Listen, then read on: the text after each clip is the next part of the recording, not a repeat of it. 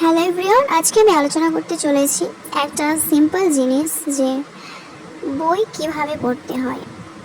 একটি বই কিভাবে পড়তে হয় আর এর সঠিক নিয়মই বা কী।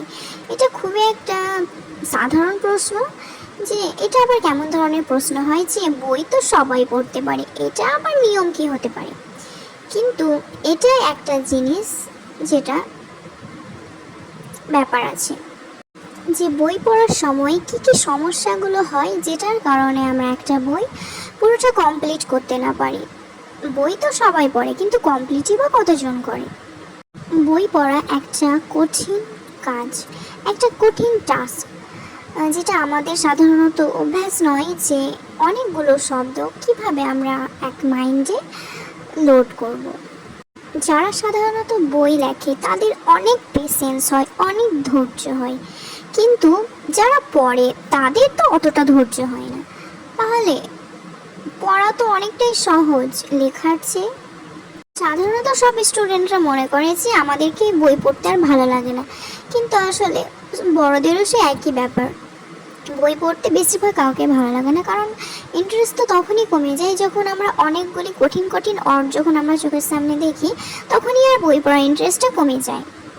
আর নতুন শব্দ কিন্তু কোনো এক্সাইটমেন্ট হয় না, এটা এক ধরনের স্পিড এর মতো কাজ করে যে তাড়াতাড়িভাবে পড়লাম বাস, কিন্তু এটার মানেটা আমরা কিছুই বুঝতে পারি না, আর সেখানেই বোরিং জিনিসটা ফিল হয়।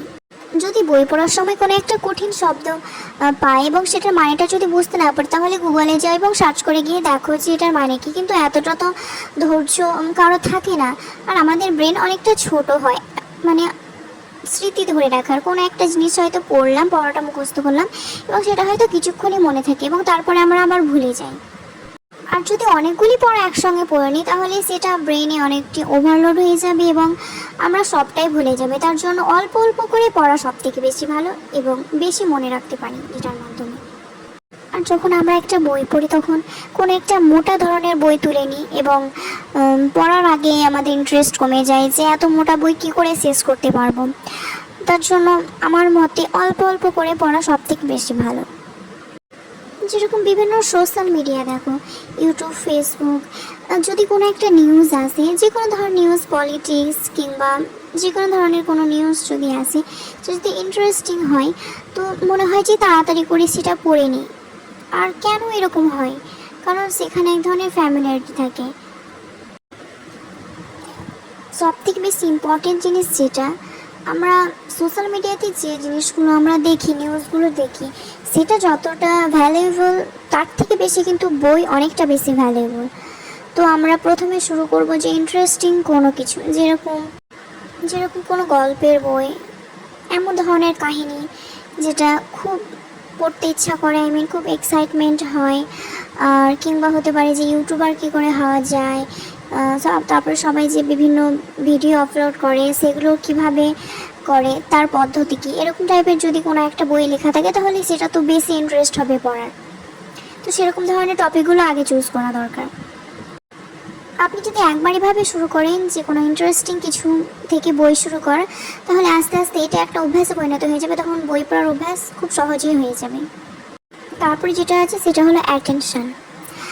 আজকালকার বিভিন্ন সোশ্যাল মিডিয়া যেরকম হোয়াটসঅ্যাপ, ফেসবুক, ইউটিউব, এর যে কোনো নোটিফিকেশান যখন আমাদের মোবাইল ফোনে আসে, আমরা সঙ্গে সঙ্গেই সেটা দেখার জন্য অনেক উৎসাহ হয়ে পড়ি, অনেক এক্সাইটমেন্ট হয়ে পড়ি যে দেখি আজকে কে স্টোরি দিল, ইনস্টাগ্রামে কি স্টোরি দিল এবং কীরকম ধরনের নতুন ভিডিও এলো, যে সাবস্ক্রাইবারগুলো আছে তারা কি নতুন ভিডিও ছাড়লো, এগুলো দেখার জন্য আগে থেকে এক্সাইটমেন্ট হয়ে পড়ি। এবং এটা আমাদের যে অ্যাটেনশানটাকে অনেক ছোটো ছোটোভাবে টুকরো করে ভেঙে দিয়েছে। তার জন্যই আমরা সাধারণত এইসব কারণে আমরা বই পড়া থেকে অনেক বঞ্চিত হচ্ছি।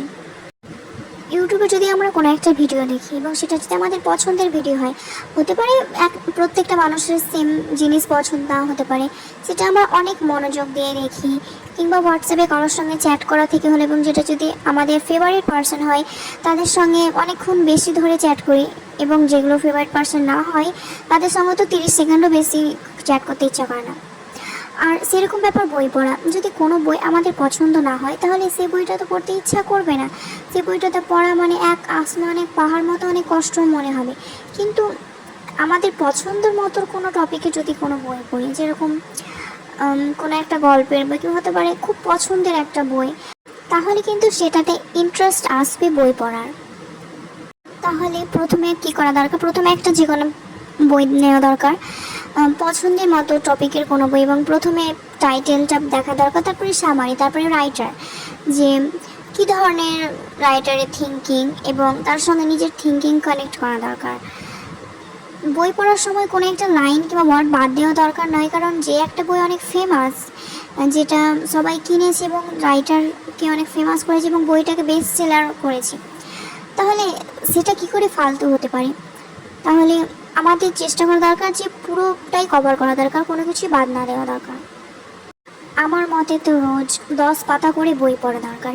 যেরকম সবাই নিয়মিত করে রোজ হোয়াটসঅ্যাপে স্টোরি দেখে, ফোন দেখে, সেরকম রোজ নিয়মিত 10 পাতা করে বই পড়া দরকার।